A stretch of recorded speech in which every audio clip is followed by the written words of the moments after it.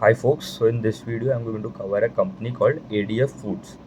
ADF Foods is a आप देख लो FMCG player है, तो FMCG player but they are not present in India, तो export में ज़्यादा focus है. इंडिया में भी presence है but it is minimum presence, but ज़्यादा जो presence है that is into exports. The export countries, they export to countries like USA, UK, Canada हो गया, मिडल ईस्टर्न कंट्रीज़ लाइक आप देख लो सऊदी अरेबिया हो गया, गल्फ जीसीसी कंट्रीज़ जो होते हैं वहाँ पे करता है, बहरीन, कुवैत, ओमान, तो ये सब जो टिपिकली कंट्रीज़ है यूरोप में भी एक्सपोर्ट करता है. इनके तीन चार जो जो मोस्ट पॉपुलर जो ब्रांड्स है that is by the name of Ashoka करके एक ब्रांड है, फिर ट्रूली इंडियन करके एक है, फिर कैमल है एक, और एक एडीएफ सोल करके जो ब्रांड है वो इंडिया में भी अभी they are focusing now on the domestic market as well. तो वहाँ पे भी मतलब एक्सपोर्ट में तो है ही बट इंडिया में भी अभी they are making the presence. फिर और एक जो ब्रांड है that is your truly Indian करके जो ब्रांड है, एरोप्लेन करके जो ब्रांड है. तो ये जो 4-5 जो ब्रांड है दे आर इनका बिजनेस मॉडल अगर देख लो क्या है, they are into selling of frozen foods हो गया आपका, फ्रोज़न आपका देख लो मसालाज हो गए, चटनीज़ हो गए, स्पाइसेस हो गए, पिकल्स हो गए, ये सब जो बेचता है. एंड इंडियन प्रोसेस जो ट्रेडिशनल इंडियन प्रोसेस फूड्स जो होता है वो एक्सपोर्ट करता है. अभी इनका अगर 2 सेगमेंट से रेवेन्यू आता है. First segment is your process food वाला, मतलब ये जो मसाला स्पाइसेस चटनीज को बेच के आता है. एंड दूसरा जो सेगमेंट है that is from your distribution वाला सेगमेंट. तो डिस्ट्रीब्यूशन में क्या करता है, they do distribution of the products, मतलब they act as a seller of the companies like Patanjali का जो अगर प्रोडक्ट्स हो गए तो वो पतंजलि अगर एक्सपोर्ट कर रहा है टू अदर कंट्रीज, अगर यूके यूएस में कर रहा है तो they will distributed via ADF foods. तो एडीएफ फूड संभालता है उनका डिस्ट्रीब्यूशन. तो पतंजलि हो गया, फिर आपका जो देख लो लिप्टन आइस टी वाला जो सेगमेंट है वो दो तीन जो कंपनी है they are the distribution partners for them. तो 15% रेवेन्यू डिस्ट्रीब्यूशन जाता है, 85% of the revenue comes from your process food वाला सेगमेंट. अभी अभी उनका अगर देखो तो sales growth for Q3 of FY25 was 14% YOY. So अभी पहले last quarter they grow around 30%. उनका गाइडेंस है कि that sales growth should be around 22 to 25% for 3 years. मतलब CAGR अगर देखो 20 to 25% CAGR से ग्रो करना है उनको 3 साल कंटिन्यूसली. तो अभी इनका आया 14%, तो that was a bit less, मतलब within not within the range of the guidance जो दी है. तो ये क्यों हुआ उनका, तो सबसे पहला एक तो इशू हो गया कि उनका पहले तो अगर देखूँ तो उनका EBITDA भी degrew 2% and PAT also fell 2%. तो one of the major reason for this is कि उनका रॉ मटेरियल का जो प्राइजेज है आपके जो आप देख लो कंपनीज लाइक आप FMCG सेगमेंट में इंडिया में जो प्रेजेंट है, बेक्टर हो गया, बीकाजी, जो अच्छे कंपनीज है that were growing at around 19-20%, उनका ग्रोथ है स्लोड डाउन टू अराउंड 15%. फिर आप देख लो गोपाल स्नैक्स हो गया, प्रताप स्नैक्स हो गया, उनका भी ग्रोथ है, उनका तो पहले भी ग्रोथ आ नहीं रहा था बट वहाँ पे तो और स्लो डाउन आ गया, तो सिंगल डिजिट में ग्रो कर रहे हैं 9-10% के आसपास. तो one of the key reason was the raw material increase in the raw material का जो कॉस्ट था वो इंक्रीज़ हो गया. अभी इनका तो एक्सपोर्ट में ज़्यादा है, तो इनका जो फ्रेट कॉस्ट होता है, फ्रेट कॉस्ट बेसिकली जो एक्सपोर्ट करता है, जो कॉस्ट एक्सपोर्ट करने का जो कॉस्ट होता है that is your freight cost, तो वो इंक्रीज़ हो गया था. एंड उनका दिस क्वार्टर वो जो डिस्ट्रीब्यूशन वाला जो सेगमेंट से जो रेवेन्यू आता है दैट फेल quarter-on-quarter. तो one of the key reason उन्होंने ये बताया कि Q1 ऑफ FY25 में उनका जो there were some container related issues थे Q1 में. तो एक्सपोर्ट करने के लिए आप कंटेनर में एक्सपोर्ट करते हो, तो उसमें मतलब अवेलेबिलिटी में थोड़ा प्रॉब्लम्स हो गया, तो वो जो ऑर्डर था वो कैरी फॉरवर्ड हो गया इन Q2 ऑफ FY25. तो Q2 में तो अच्छा खासा ग्रोथ है, अराउंड 30% का उनका YOY ग्रोथ आया था पूरा अगर कंसोलिडेटेड भी देखूँ तो Q2 में अच्छा था.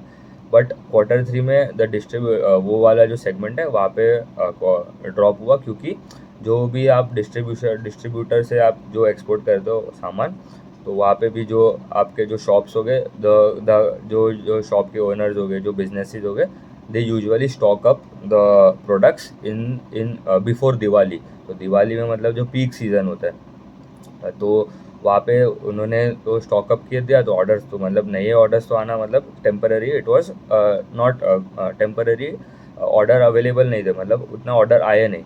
तो इसीलिए quarter two versus quarter 3 versus quarter 2 अगर आप देखो तो that was a drop, sequentially drop था in the revenues in the distribution वाला सेगमेंट।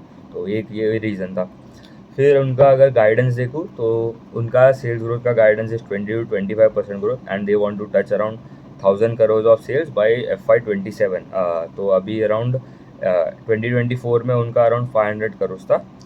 2027 में they want to reach around 1000 crores, तो मतलब 3 साल में डबल, तो that comes to 20 to 25% CAGR।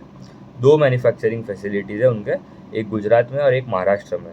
तो उन्होंने केपेक्स का भी एक आउटलुक दिया है कि they are going to do brownfield expansion. जो महाराष्ट्र में जो प्लांट है उनका करेंगे। ब्राउनफील्ड एक्सपांशन का होता है बेसिकली जो ऑलरेडी एग्जिस्टिंग जो प्लांट है वहाँ पे ही एक प्रोडक्शन लाइन या प्रोडक्शन यूनिट और एक सेटअप करना। तो मतलब नया नया जगह नहीं लेना है बेसिकली, वहाँ पे और एक लाइन बिठाना है या तो और एक फैसिलिटी या और एक यूनिट बिठाना है। तो वो हो गया। तो they are expecting 180 to 200 crores incremental revenue from that, जो केपेक्स करेगा, ब्राउनफील्ड एक्सपांशन करेगा।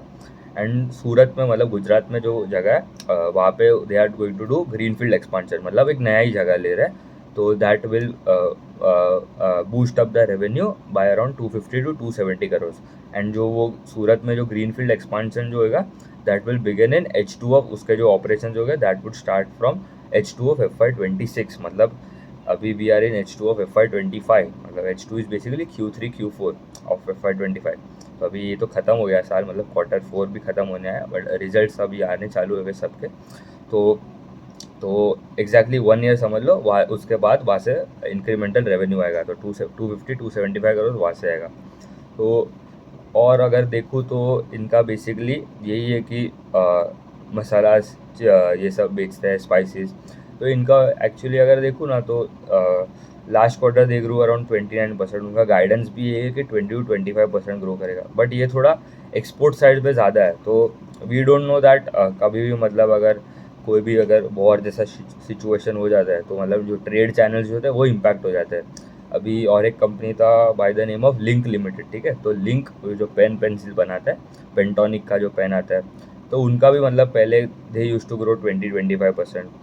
फिर जो बीच में जो 2-3 जो वॉर्स हो गए उसके उसके रीजन से उनका मतलब ग्रोथ पूरा ख़त्म ही हो गया, मतलब कुछ ग्रोथ ही नहीं आ रहा था। ट्रेड चैनल्स इम्पैक्ट हो गए थे।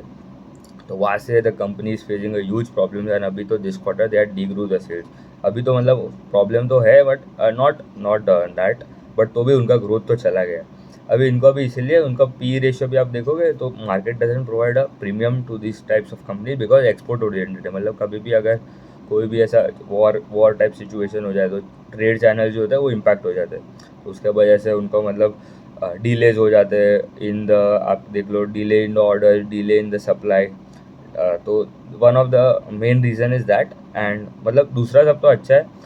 And now they are targeting that वो डोमेस्टिक मार्केट में भी अभी ज़्यादा फोकस करेगा। तो मतलब उनका जो सोल करके जो ब्रांड है तो they have introduce that into, आप देख लो, आप मुंबई एंड पुणे में ज़्यादा एक्सपांड कर रहे हैं वो लोग फॉर द, अभी इनिशियली स्टार्ट किए हैं। तो they are present in the retail outlets, आप देख लो डी मार्ट में हो जाएगा, फिर आपके रिलायंस फ्रेश हो गया, नेचर्स बास्केट हो गया, ये जो 2-3 जो रिटेल आउटलेट्स है वहाँ पे प्रेजेंट है। एंड क्विक कॉमर्स में भी मतलब जेप्टो पे भी, ब्लिंकिट हो गया, इंस्टामार्ट हो गया, वहाँ पे भी जो ADF सोल्स जो है उनका जो स्पाइसेस एंड चटनीज आता है, पिकल्स जो आता है, वहाँ पे भी उनका प्रेजेंस हो गया। तो that is good that company is expanding. मतलब this I can take this as a one of quarter, क्योंकि एक जो रीज़न था यही कि कंटेनर्स का जो अवेलेबिलिटी नहीं था, इसीलिए जो क्वार्टर 2 में ज़्यादा रेवेन्यू आ गया था फ्रॉम द डिस्ट्रीब्यूशन वाला सेगमेंट। एंड एक तो जो रॉ मटेरियल का जो प्राइस, वो तो सबके लिए प्रॉब्लम हो रहा है। एंड अगर इनका मार्जिन्स भी देख लो तो इनका EBITDA margin this quarter standard around 17.9% versus 20.8% YOY। And PAT margin stand at 12.7% versus 14.7% YOY। उनका गाइडेंस क्या है for the margin? EBITDA margin का गाइडेंस है कि it would be around 17 to 19%। तो हाई टीन्स जो होता है, मतलब 17 to 19% का जो गाइडेंस दिया है, अभी अराउंड 18% है। तो it is with in the range. तो हाँ, मतलब उतना ही रखते, ट्रैक करना पड़ेगा। अच्छा कंपनी है, growing guidance is good. This quarter I can take it as a one off, but हाँ, we have to track it every quarter। बहुत छोटे कंपनीज है। And also 20 to 25% for a consumer based company is decent growth, मतलब reasonable, अच्छा खासा growth है। ठीक है, उतना ही रखते हैं। Thank you.